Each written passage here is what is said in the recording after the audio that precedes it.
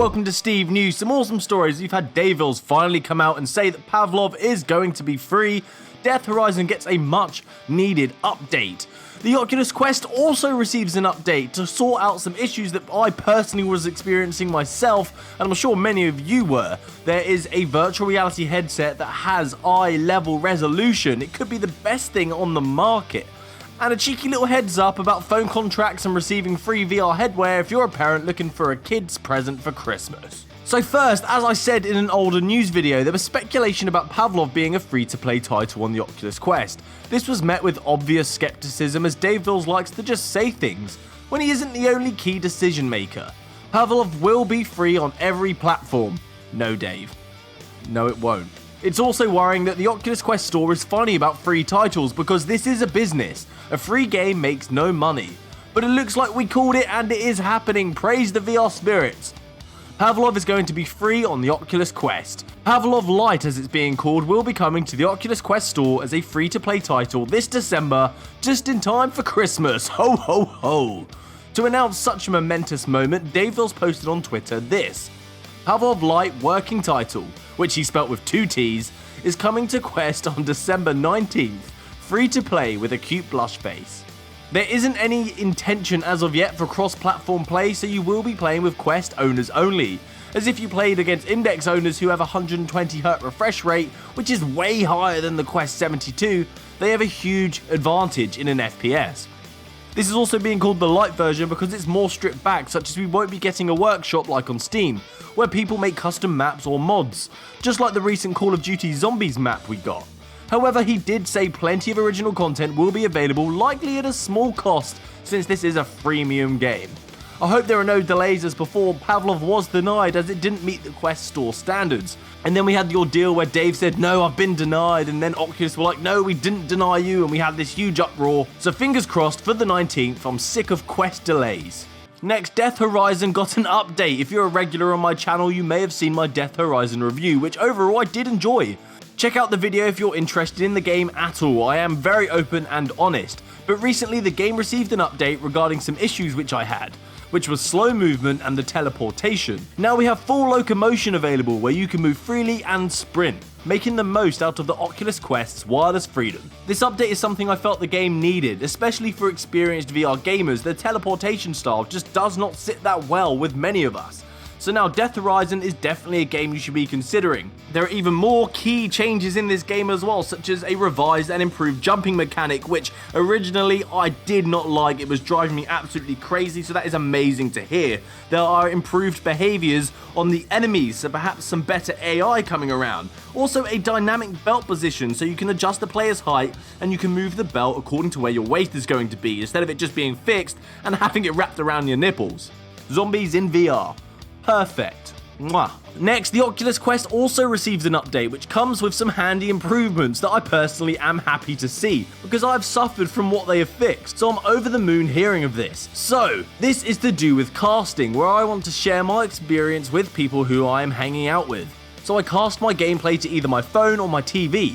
If you have a smart TV with mirroring or a Chromecast, and adding insult to injury, previously only the 3rd generation of Google's Chromecast would support the casting, and whenever we used these services to a TV or phone, it was incredibly laggy, and it didn't reflect what you see inside the headset. After this update, the casting will work with every single generation of Google's Chromecast, so you can pick up a cheap 1st gen one on eBay right now. The performance updates and optimization of these features now means you will have a clearer image and reduced latency, as previously you'd have a delay from what was happening in-game to what you see on screen. My favourite update in this pack is the ability to not have to use your phone to cast to anything. You used to have to use your mobile device as a proxy to set up the casting, which is no longer needed. It can all be operated within the HMD. There has also been a notification update where you can have more granular control over the notifications you receive. Nothing fun and major, but potentially useful if you're anal. Additionally, much like Netflix where we get the top 10 feature, Quest now has the top 5 feature, where it will display the top 5 highest rated games in certain categories, such as puzzles or sports. You also get notified when friends beat high scores in certain games, so you can be ready to bounce back and kick some ass. Maintain that Beat Saber high score. This update is on a rolling basis as well, so if you haven't got it yet, be rest assured it may be coming soon. It's going to be done in phases to ensure the margin of error is as minimalistic as possible. So soon you will have it. Next, the VR2 and the VR2 Pro HMDs, another breed of VR headset, has been announced, the second generation of headset from Varjo Technologies. This is a high-end VR headset, not like the Valve Index, but like the Gucci of gaming.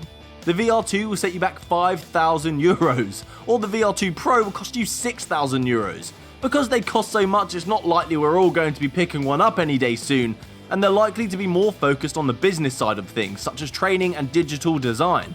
But that doesn't mean you can't get one, you rich kid. Apparently Audi use these headsets for demos as they have a human eye level resolution rocking 60ppd.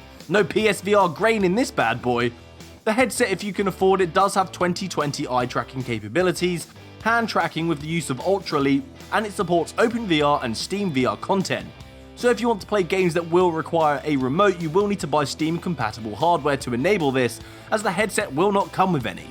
If you have the PC power behind it as well, you'll have amazing visuals. Look at these comparison photos, comparing the Vive Pro with the VR2. This is not a good year for the Vive.